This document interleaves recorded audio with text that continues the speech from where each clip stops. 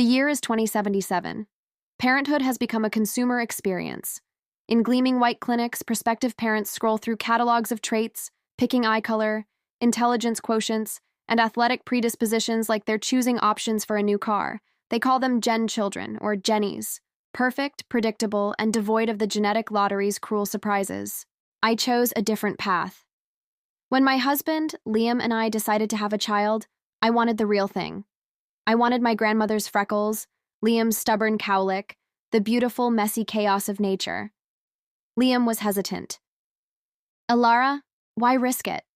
What if he has allergies? Or worse? But I held firm. I wanted a son, not a product. And so Noah was born. He was perfect to me, but in our world, his natural birth was an anomaly, a quiet act of rebellion. The other mothers at the park would eye him with a mixture of pity and suspicion. Their Jennies played in silent, coordinated harmony, while Noah would laugh too loudly, trip over his own feet, and chase butterflies with a wild, unprogrammed joy. The first incident happened when Noah was 6. We were at a sterile, automated grocery store. A tower of canned goods, stacked with robotic precision, began to wobble. I saw it out of the corner of my eye, a silver wave about to crash down right where Noah was standing. I screamed his name, but I was too far away. Time seemed to slow down. Just as the cans began to fall, Noah looked up, his eyes wide. He didn't move.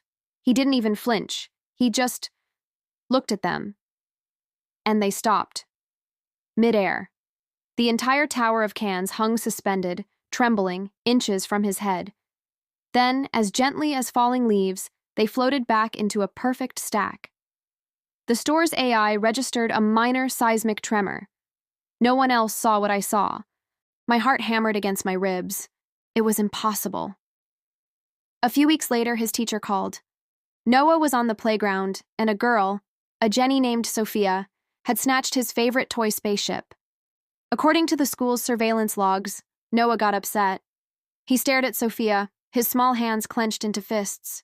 Then every light on the playground flickered and died. The automated swings ground to a halt. The water fountain sputtered and went dry. A school-wide system reboot was required. When the power returned, Sophia was crying, and Noah was quietly holding his spaceship. The official report called it a localized power surge, but I knew better.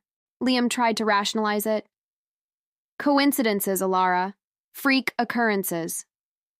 But the coincidences kept piling up. Toys would tidy themselves in his room. Scraped knees would heal overnight, leaving smooth, unblemished skin.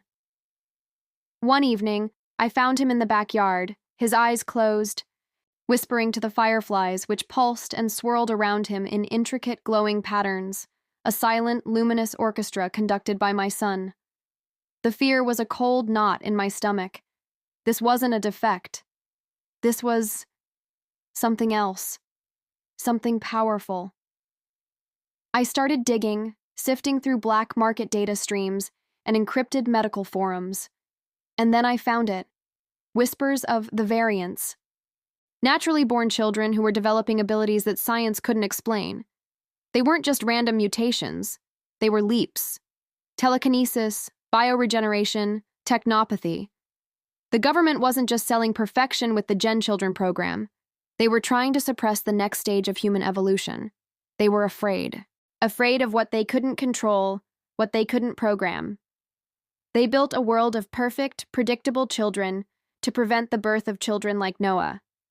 Children who were unpredictable, powerful, and truly, magnificently human. Looking at my son sleeping now, his chest rising and falling in a gentle rhythm, I realized the truth. My refusal to design him wasn't an act of preserving the past. It was an act of letting the future be born. They wanted to create the perfect child, but nature was already doing it. Now my fear has a new name: protection. I have to protect him. Because my son isn't a glitch in the system. He's the upgrade. Thanks for watching. If you enjoyed this story, don't forget to like, comment with your thoughts, and subscribe for more content like this. See you next time.